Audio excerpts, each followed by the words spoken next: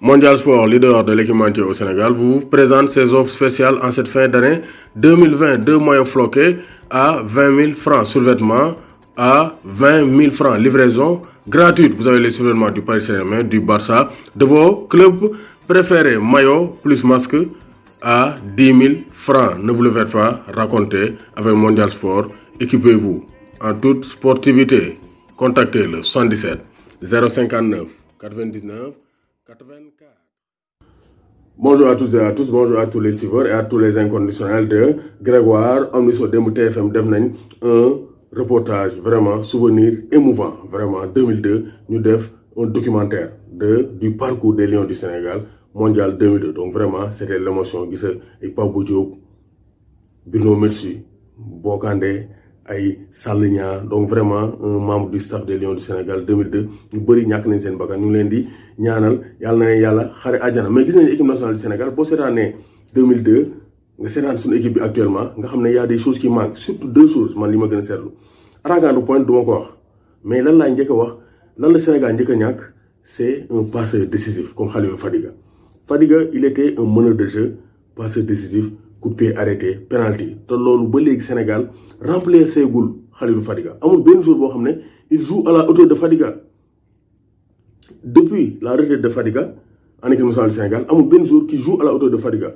Babacar Gueye ñëw na nouveau Fadiga, Issa Ba, Rahman Bari. Donc il y a beaucoup de joueurs qui sont Ndiaye Dem Ndiaye qui sont passés par là mais qui n'ont pas réussi à jouer le rôle de Khalilou Fadiga. Moo tax Aliou Cissé s'il arrive à trouver un joueur comme Khalilou Fadiga capable de faire la dernière passe, capable de bien tirer les coups de pied arrêtés, vraiment il va faire un grand pas pour gagner ne serait-ce la Coupe d'Afrique des Nations, pour honorer ces défunts donc Lions du Sénégal. Donc vraiment donc Sénégal manqué nañ loolu, un joueur capable de faire la dernière passe, un joueur capable de bien tirer les coups francs et d'assurer les pénaltys, même si Sadio Mané mu ngi dugal pénalty. Loolu manqué nañ. Fadiga manque à l'équipe nationale du Sénégal. Un Fadiga manque à l'équipe nationale. Benn joueur bi c'est un milieu de terrain qui se projette comme Pape Bouba Diop. Donc Alassane Ndao mu ngi dugal, il a marqué 3 buts cette saison. Donc quand même mu ngi prouvé ne war naa mën a am dara. Moustapha Nam dugal na. Donc on a besoin de milieu de terrain buteur. Parce que quand c'est compliqué, des fois, ce sont les milieux de terrain qui font la différence. Ils se projettent pour marquer des buts, comme le faisait Pape Bouba Diop. Bouba Diop, il a marqué 11 buts en équipe nationale du Sénégal.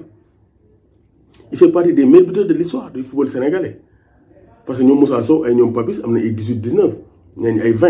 Donc, alors que lui, c'est un milieu de terrain. Pourquoi on Dougal? Parce que c'est un milieu de terrain qui se projette. Face à la France, il faut des projections. Dougal Balbi. Nigeria, parce qu'il était de grande taille.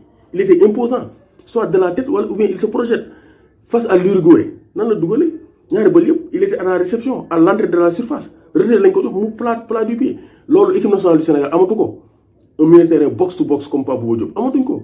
Moi aussi, si nous avons des soirées, alors que boy, il est une technique, mais il y a des choses qui manquent. L'équipe devrait passer. L'équipe devrait avoir des militaires qui se projettent pour marquer des buts. Parce que le football moderne, box to box, à l'UCC, il faut sortir le box to box pour faire la différence. Mais à mon niveau, l'équipe devrait sortir. L'équipe devrait sortir. Donc, un militaire comme Pape Bouba Diop aussi, il faut manquer. Même si ce n'est pas un as dans la technique, mais il se projetait, il avait un impact physique et il marquait des buts, soit balle au pied, soit de la tête. C'est l'autre, parce qu'il apportait du surnombre. Donc, Alizé, il doit revoir sa tactique. L'autre tactique là, parce que coach moi tek jour bo xamné ki warna mëna projeter wala mëna ko dé projeter wu. Tek jour bo xamné warna mëna def dernier passe. Lolu coach mo koy liggéey. Alizé nak fofu liggéey bi dafa dess côté bobu. Liggéey bi dafa soxé. Te deux jours yoy dañu manqué équipe nationale du Sénégal. Manqué nañ ko lu bare. Sans oublier Pape Malick Diop. Pape Malick Diop ñu bëri dañ koy faté, mais c'était le leader, c'était le meneur d'homme. Gaay ko ëpp tour, mais c'était le leader, le meneur d'homme. Moom guerrier la woon, nekkoon dafa mën a fool mais guerrier la woon day dem ba jeex. Donc gars yi war na jël exemple, la rage de vaincre. Xam nga gaynde nekk gaynde di xeex, mais aussi avoir la touche technique de Fadiga et la projection de Pape Bouba Diop. Loolu bu nga amoon rek vraiment dootuñu wax dara. Mais ñaari profil yooyu il manque cruellement à l'équipe nationale du Sénégal et ça a Aliou Cissé d'essayer de remédier à ça. Doomu Gaynde Njaay warul tiit warul ragal la ngay xalaat ci idée yooyu. Donc bu ngeen mënee lu ngeen améliorer, sinon bu ngeen amee lu ngeen ci donc critiquer aussi may xaar c'est répondre en commentaire parce que la démocratie c'est le football donc ku ne am nga sa xalaat et donc nul n'a le monopole du savoir.